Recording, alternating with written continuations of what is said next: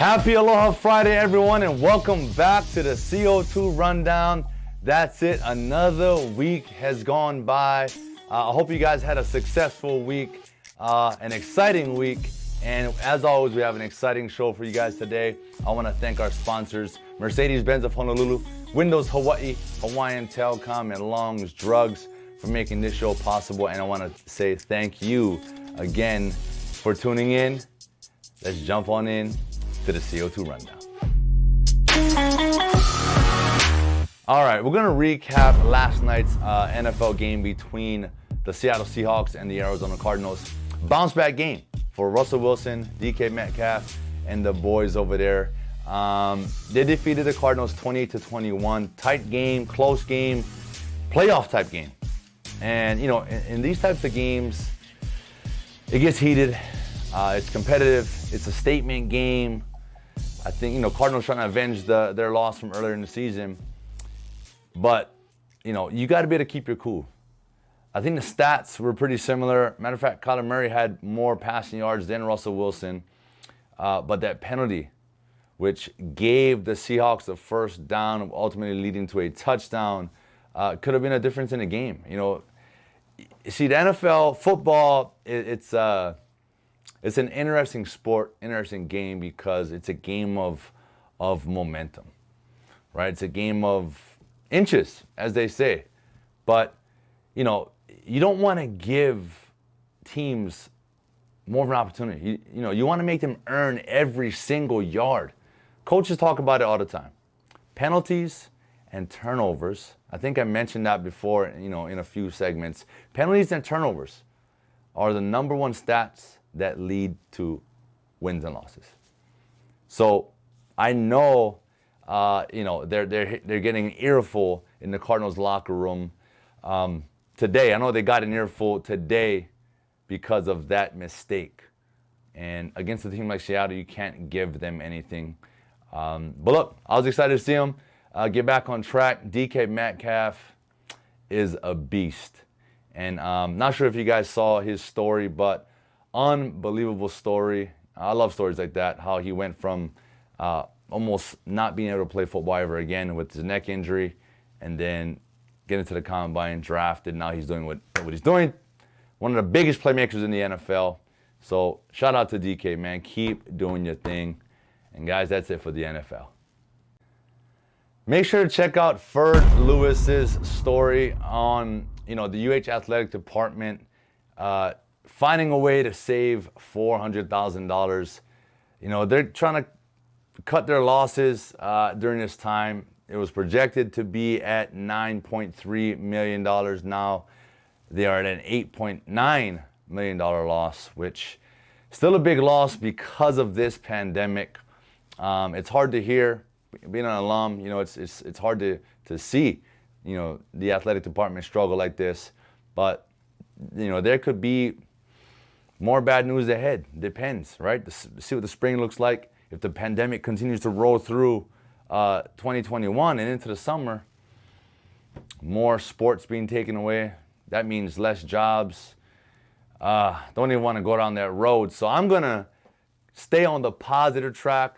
I'm going to be thankful that we found a way to, you know, save $400,000. And I believe we're going to be on track in the spring. 2021 is going to be a lot brighter for everyone.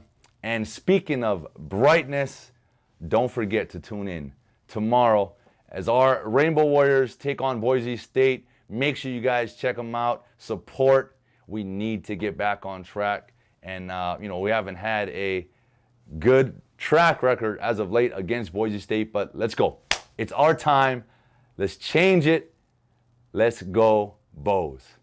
All right, look, today we've got a very, very special guest joining the CO2 Rundown. I got a chance to catch up with my brother-in-law, Paulo. He owns H&L Tattoo.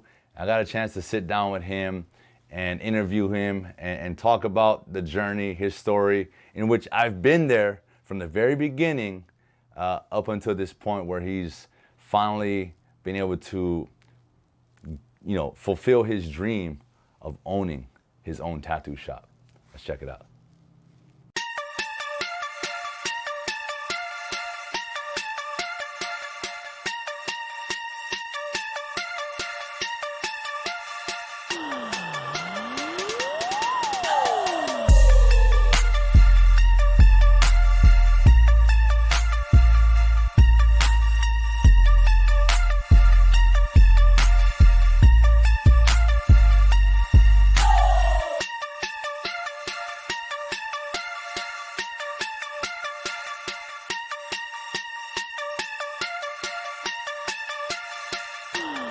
Hello guys, welcome to the CO2 Rundown.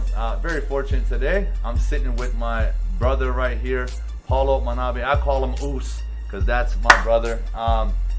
Tattoo artist here. We're at H&L Tattoo, and Paulo is the owner of this tattoo shop.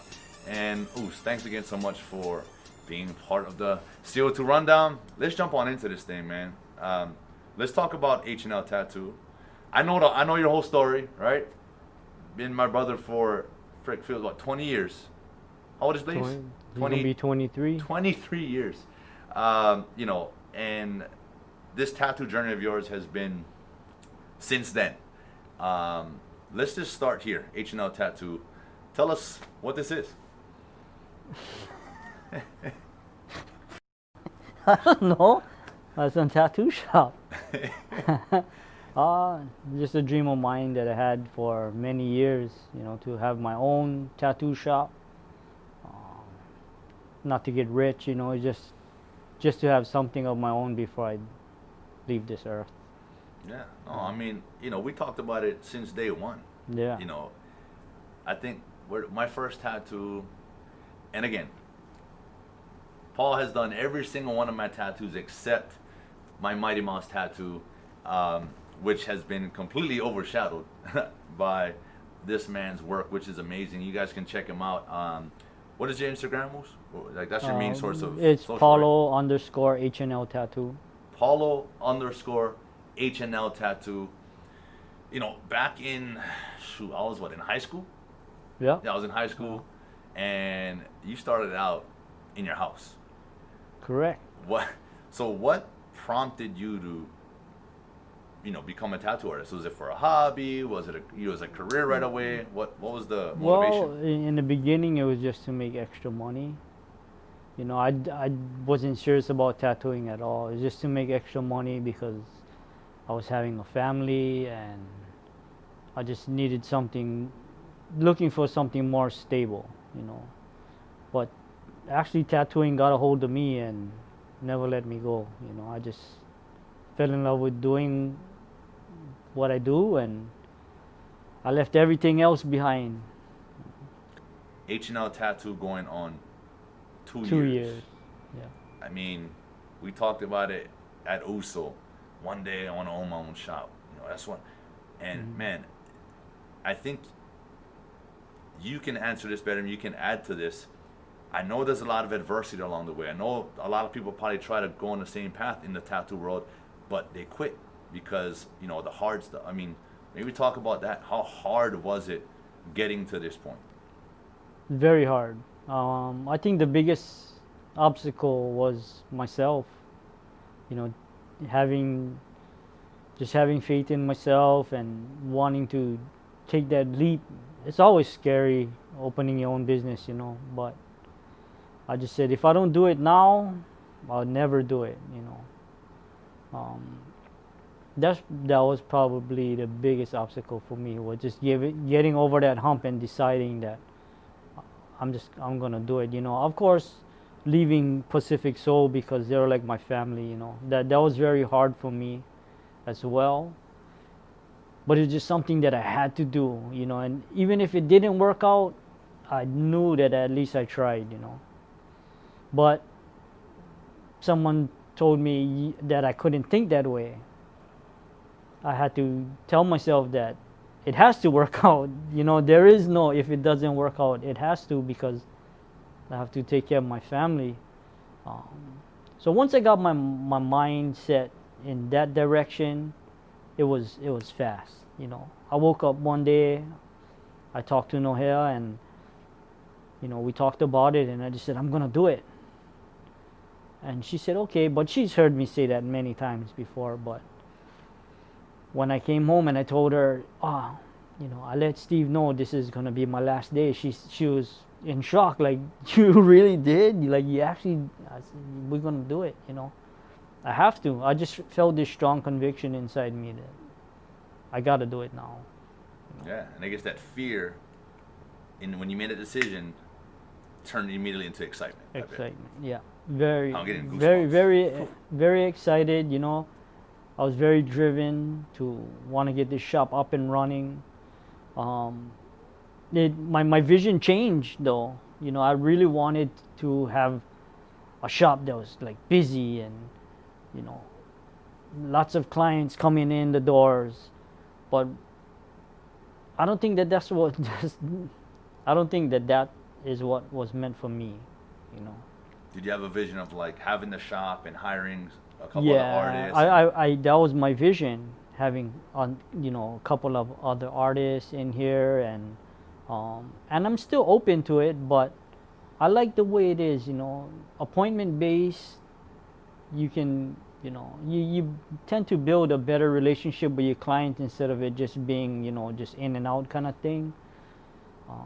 It's because it's almost becomes like their home as well, because there's no one else here. It's just you, and you build that relationship. And that's basically what I wanted the feel to be. When you walk in the doors, you feel like you're in your living room. You know, you feel at ease. You know, I know there's stigmas where you walk into tattoo shops and people's like they're listening to loud music, going crazy, which is cool. That's the whole ambiance of tattooing, you know, and I love that as well. But for me, it's just I rather just chill. I stay in my own corner and I just keep to myself and just tattoo, you know, because that's what I love doing. I love tattooing. Yeah, and you know, you talked about busy. You're booked until when? Right now, I'm taking appointments in January. So look, if you're trying to get tattooed from the man himself, you gotta book now, because he's booked into January. So get at him, Paulo_HNL Tattoo. Yeah. We're gonna shift gears a little bit, Us. I know we've shared many of long, late nights together. Shared, you know, we cried together. We did a lot of things that were very, you know, just for us to know. And I take that very, you know, I hold that in my heart. You know, I love you for that. Thank you for that. But I'm gonna ask you, what was your favorite, I guess, CO2 sports memory? Like, if you could share one thing with the viewers, like what, I guess, football wise, like what is it?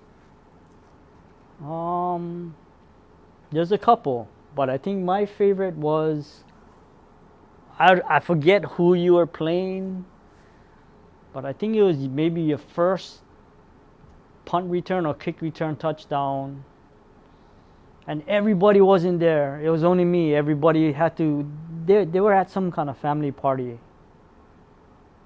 I believe, because I remember being the only person sitting in the seat.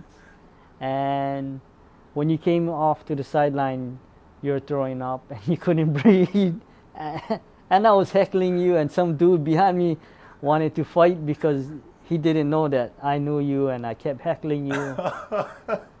But to me, that was. Wait, was that at Hawaii? Yeah. That was Air Force, huh? The kick return. That was the first one. I do remember throwing up on the sideline after that. I remember that. I remember it vividly because I remember watching you and, you know, going crazy, and then watching you come off the field, seeing you throwing up, and I started heckling you, and some dude behind me was telling me to shut up.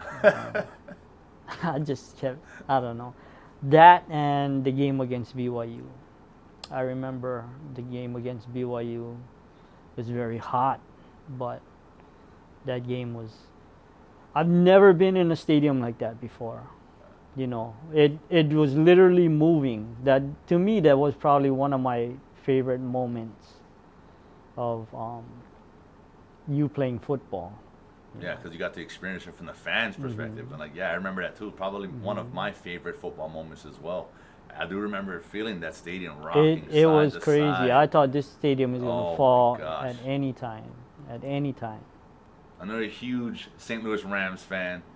LA Rams. Excuse me. Correct me. We don't identify as St. Louis. LA Rams. LA Rams. Yes. LA Rams. My bad. LA Rams. Mm-hmm. Why the Rams? I was forced into it. Nah, but my dad, growing up, my dad watched football, and that was his team. Back in the 70s and the 80s when I was growing up. And they were the LA Rams. They were the LA then, Rams, First, yeah, right? yeah. Right.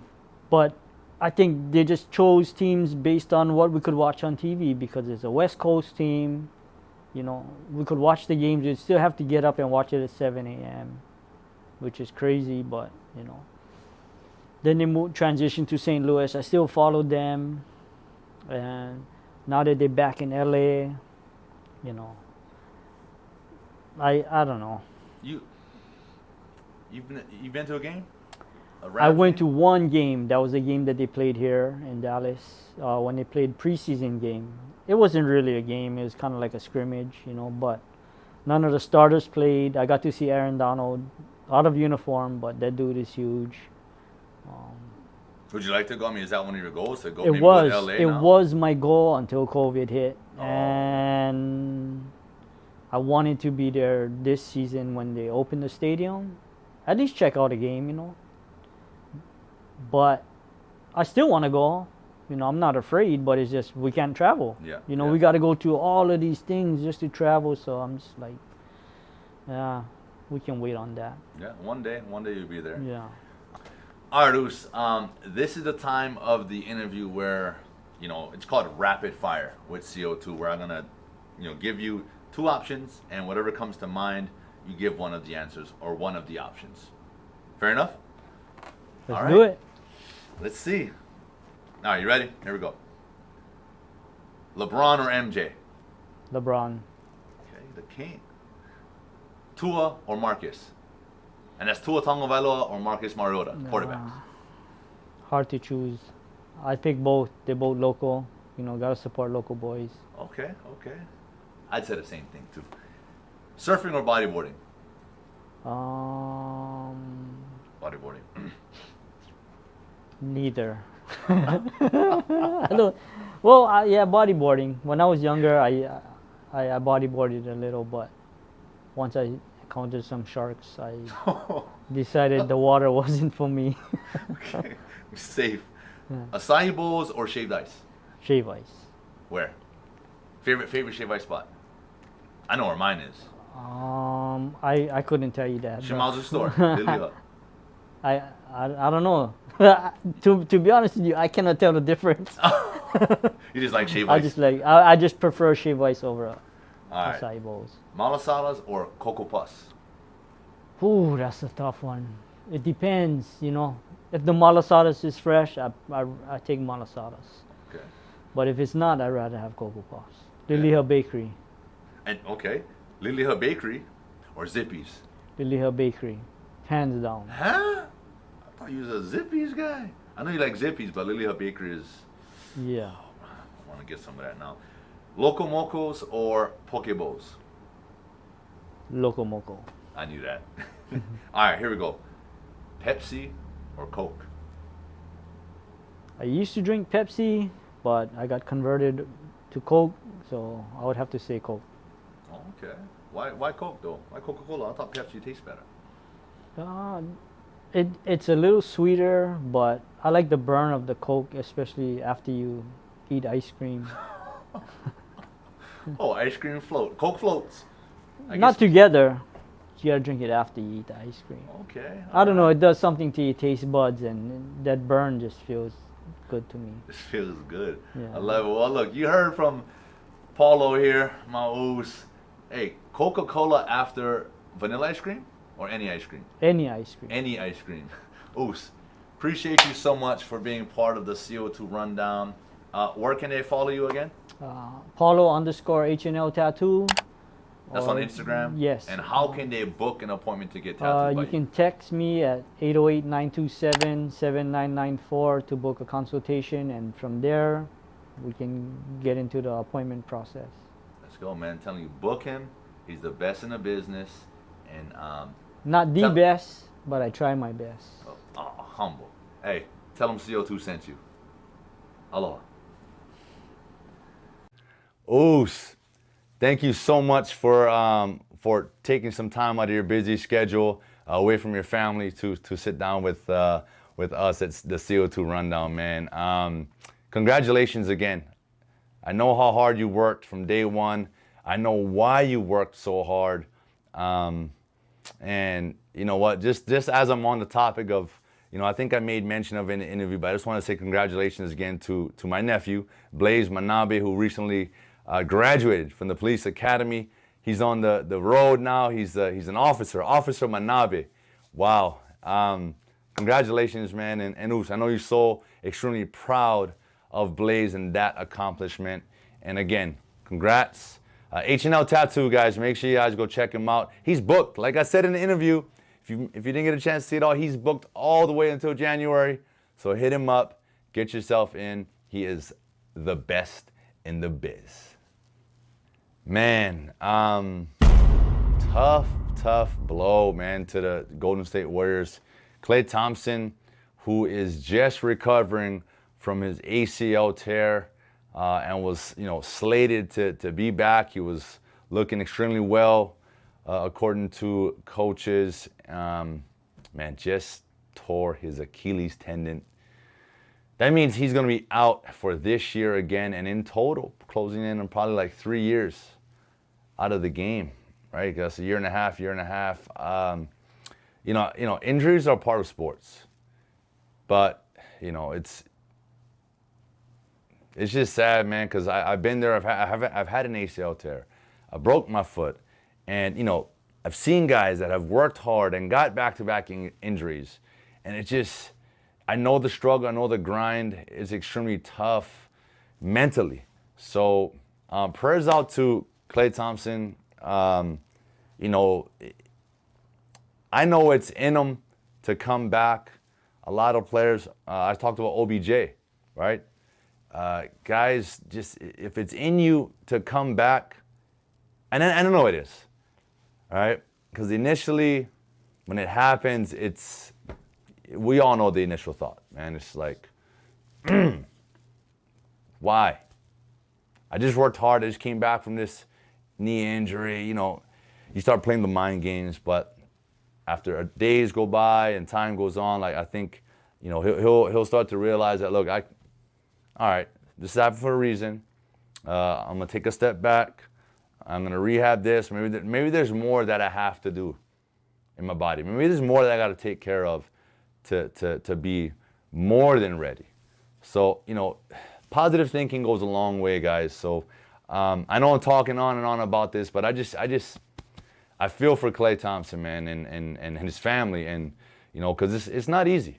It's not easy making it and becoming a pro athlete, and it's definitely even harder to stay there and to be the elite and to be the best. And he is one of the best shooters in the game, and I'm pretty sure he still has more goals and things that he wanted to achieve as a player.